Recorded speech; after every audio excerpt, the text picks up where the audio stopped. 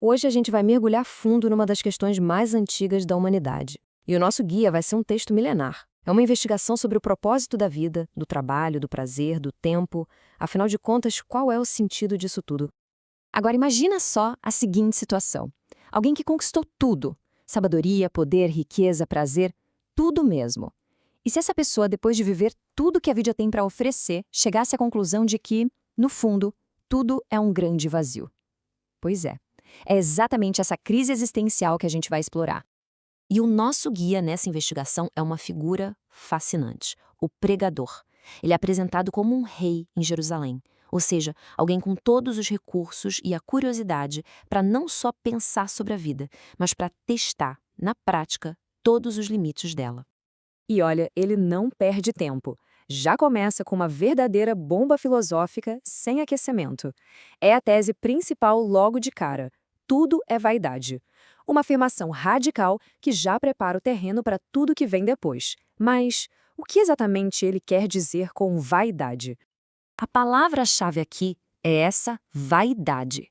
No hebraico original, a palavra é hevel, e o significado dela é fundamental para a gente entender a análise toda.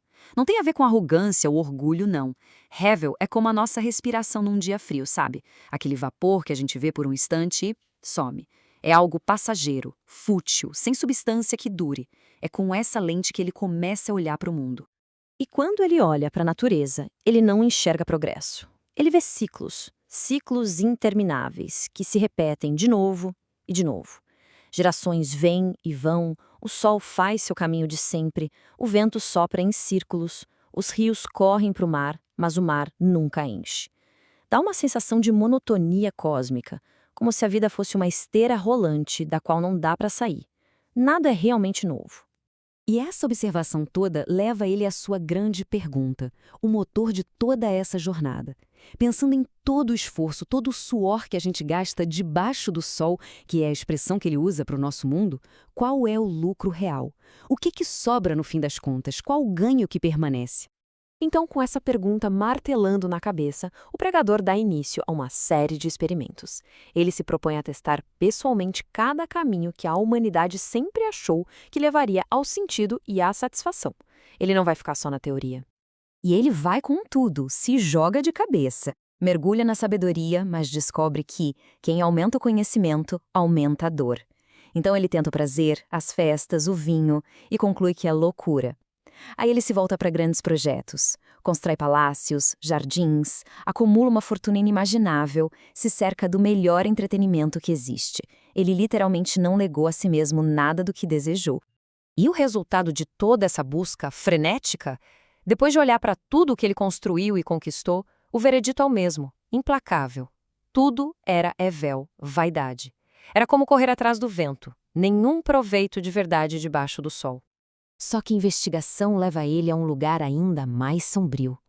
Ele confronta o grande nivelador, a única certeza que parece anular completamente qualquer esforço, qualquer sabedoria ou conquista humana.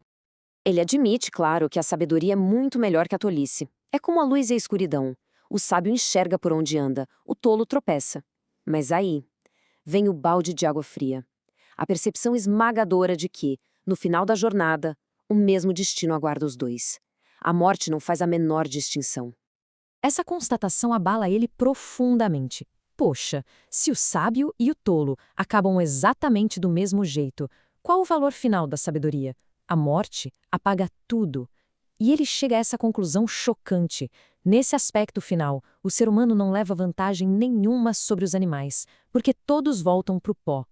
Mas é justamente aqui, nesse ponto mais baixo, no fundo do poço do desespero existencial, que a perspectiva começa a mudar.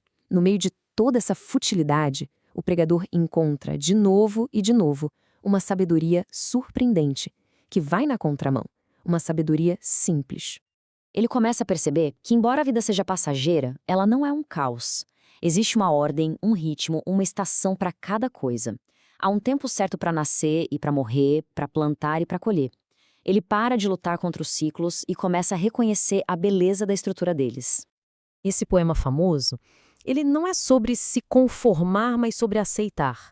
Aceitar que a vida é feita desses opostos. Não dá para ter só o tempo de rir sem o tempo de chorar. nem o tempo de paz sem o de guerra. Existe um equilíbrio, uma cadência muito própria da existência. Então, o ponto crucial é: qual a resposta prática para esse enigma todo? É interessante que, vez após vez, depois de desmascarar a vaidade das grandes ambições, o pregador volta sempre para a mesma e simples sabedoria: encontrar alegria nas coisas comuns do dia a dia. Comer, beber e curtir os frutos do próprio trabalho. E olha que importante, isso não é um prêmio de consolação. Não é já que nada mais importa, vamos só comer e beber. Muito pelo contrário. Ele enxerga essa capacidade de aproveitar o presente como um presente divino. Num mundo evéu, passageiro, a habilidade de encontrar alegria nas pequenas coisas é quase um milagre, é um dom de Deus. E com isso, a gente chega à conclusão de toda essa jornada. Depois de analisar o universo, a natureza humana, a sabedoria, a morte, o pregador amarra todas as pontas e resume tudo o que aprendeu numa declaração final e poderosa. O veredito final é este: as alegrias simples da vida, comer, beber, trabalhar, elas não são um fim em si mesmas. Elas encontram um verdadeiro sentido quando estão dentro de um contexto maior, uma vida de reverência e de responsabilidade. É essa combinação, ele conclui, que forma a totalidade da experiência humana. E assim a jornada do pregador, de quase 3.000 anos atrás, chega ao fim. Mas a pergunta fundamental dele ecoa talvez mais forte do que nunca e deixa a gente pensando: em meio aos nossos próprios ciclos de trabalho, prazer e perda, onde é que cada um de nós encontra propósito debaixo do sol?